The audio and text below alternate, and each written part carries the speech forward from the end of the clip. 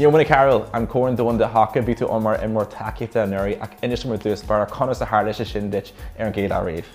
Yeah, well hostig me gimmer nar bhí mé soch sean bhí mé cuaig bliana déag díis as dúirt colcahar mó cedi dúirt sí lom go raibh mé ag gimmert gachar eile so ba ceart dom tú scair leis an haca agus tríle buinta so cuaig mé agus go méid dú roint trélas níor handshake curbe lom agus bhí mé géirí stoffa but lan méir. Cén fa? I suppose Taíonn spóir dom agus háann sé lom nar bhí mé ó cumá. Thosa mé amach le Catholic Institute agus tá siad fós ionach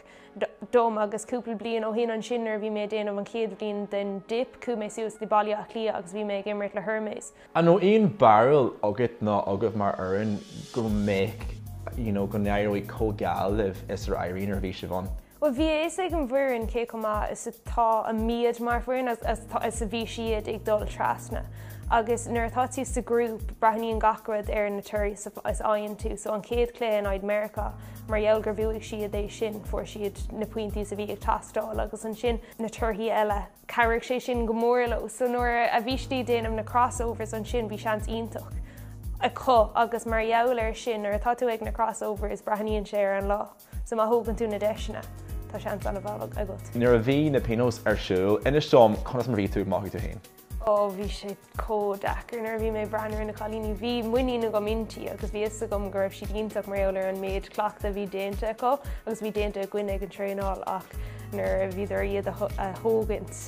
bhí sé códachar. Agus déirhín nuair a bhí sibh hála agus bhí sé seo ag tarlú, an nó aon barrel agat nó agah faoi cé chun mór is a bhí an clín scéal seo sáile. I mo chos féin bhí me sáile go dtí na an chluthe leathanaigh, so bhí a gom céir a bhí ag tarlú, but it was go dtí an chlú cathrú ceannis nuair a thosaigh gachtain ag caint bhí agus na bhí sé ar an nuacht agus nuair bhí sé ar siúil sáile agus thosaigh daoine ag caint mar dheall ar an haca agus is as chlár mé agus nuair bhí méid dul go dtí cluichí is gacrad bhí daoine ag caint mar dheall ar an haca bhí ar siúil agus níor clúacha fiú go raibh as an sport ann capsiad go raibh mar gimmert ar an oighear san nuair chunig siad an méad is a bhí déanta có hail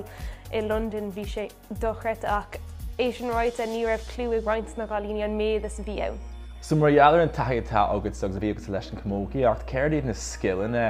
I suppose ar chhlaach tú ón sport sin agus a chuir tú seach in san hockey bhfuil mar an coslachtaí eaglaachtaí idir an dasport. Cinnte go bhfuil agus mar dheall go scríbn le labhairt lé caríonn sé sin go mór leis an haca mar caiith tú labhairt lé ar an bada haca chumá. An bhfuil íon difer idir an mion atá an inis a dtíobh an haca dé a gompers leis an mion a bhí ag hÉireann ribh seo. Cinnte go bhfuil nar honmar óáile agus nar bhí mar maiile lia agus an taíochta bhí ann bhí sé ar aus. So é sin a eiscint agus a eiscint go bhfuil níos mó chalíní ag imreoirtacha inis agus níos mó ag dul go dtí na cluichí. Agus ag an céanna tá na cluichí fós ar siúil sa bhaile agus tá clé ar siúil gachta ar seachna, but an bhfuil an méid is mó ag dul agus gur féidir ní dóiglumm go bhfuil, but má hagann feabhas ar sin agus má haon daoine agus má haon níos mó daoine an sin den